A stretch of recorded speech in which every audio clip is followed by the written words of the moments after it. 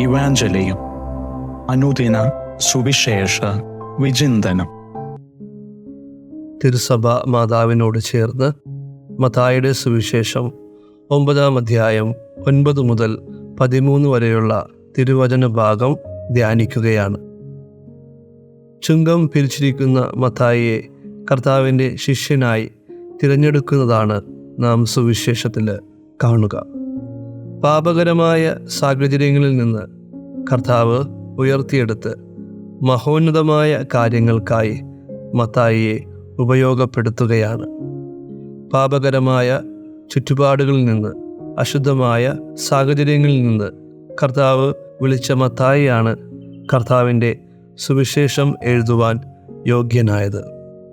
അവസാനം കർത്താവിനു വേണ്ടി കർത്താവിൻ്റെ സുവിശേഷത്തെ പ്രതി മത്തായി രക്തസാക്ഷിയാവുകയും ചെയ്തു.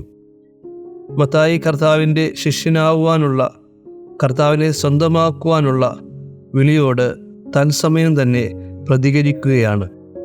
കർത്താവ് മത്തായിയെ വിളിച്ചപ്പോൾ അവനെല്ലാം വിട്ടെറിഞ്ഞ് കർത്താവിന് വേണ്ടി അവന് സ്വന്തമായി ഉണ്ടായതെല്ലാം ഉപേക്ഷിച്ചുകൊണ്ട് കർത്താവിൻ്റെ വിളിക്കായിട്ട്, കർത്താവിൻ്റെ സുവിശേഷത്തിനായിട്ട് അവൻ ഇറങ്ങി പുറപ്പെടുകയാണ്.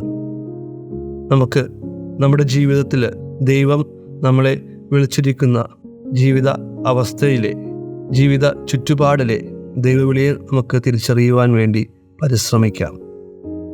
മത്തായി അപ്പോസ്തലനെ പോലെ കർത്താവിൻ്റെ വിളിയും സ്വരവും മനസ്സിലാക്കി എല്ലാം ഉപേക്ഷിച്ച് ദൈവിക പദ്ധതിക്കായി നമുക്ക് ഇറങ്ങിപ്പുറപ്പെടാം. അതിനായിട്ട് നമുക്ക് പരിശ്രമിക്കുകയും പ്രാർത്ഥിക്കുകയും ചെയ്യാം. രണ്ടാമതായി ഈശോനാഥൻ നമ്മെ ഈ സുവിശേഷ ഭാഗത്തിലൂടെ പഠിപ്പിക്കുന്നത് ഒരു ക്രൈസ്തവനുണ്ടാകേണ്ട അടിസ്ഥാന മനോഭാവത്തെക്കുറിച്ചാണ്.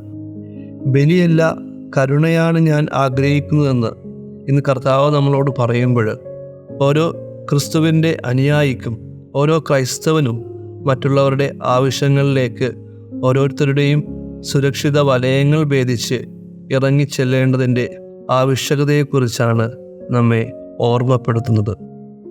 പാപികളിലേക്കും ചുങ്കക്കാരിലേക്കും അടിച്ചമർത്തപ്പെട്ടവരിലേക്കും ഒറ്റപ്പെട്ടവരിലേക്കും കർത്താവ് ഇറങ്ങിച്ചെന്ന് അവരുമായി താതാമ്യപ്പെട്ട് അവർക്കായി മാറിയതുപോലെ ഓരോ ക്രിസ്തു ശിഷ്യനും മറ്റുള്ളവരുടെ ആവശ്യങ്ങൾ മനസ്സിലാക്കി കരുണയോടെ, സ്നേഹത്തോടെ സഹോദരങ്ങളോട് വർത്തിക്കണം എന്ന് സുവിശേഷ ഭാഗത്തിലൂടെ കർത്താവ് നമ്മെ പഠിപ്പിക്കുന്നു. കർത്താവിൻ്റെ കരുണയിൽ നിന്നും ഒരു പാപിയും തഴയപ്പെട്ടിട്ടില്ല. അവിടുത്തെ കാരുണ്യം അനന്തമാണെന്ന് നമ്മെ ബോധ്യപ്പെടുത്തുകയാണ് ഈ സുവിശേഷ ഭാഗത്തിലൂടെ. മത്തായിയുടെ സുവിശേഷം 5-ാം അധ്യായം 7-ാം വാക്യത്തിൽ നാം ഇങ്ങനെ വായിക്കുന്നുണ്ട്: കരുണയുള്ളവർ ഭാഗ്യവാന്മാർ, അവർക്ക് കരുണ ലഭിക്കും. കർത്താവ് കാരുണ്യത്തിൻ്റെ ഉറവിടമായിരിക്കുന്നത് പോലെ നമുക്ക് നമ്മുടെ ജീവിതത്തിൽ പാർശ്വവൽക്കരിക്കപ്പെട്ടവരോട് കരുണയോടെ പെരുമാറാം.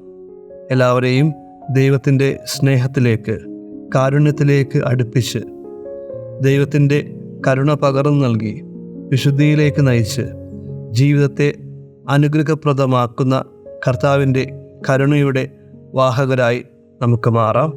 അതിനായിട്ട് നമുക്ക് ആത്മാർത്ഥമായിട്ട് പരിശ്രമിക്കുകയും പ്രാർത്ഥിക്കുകയും ചെയ്യാം.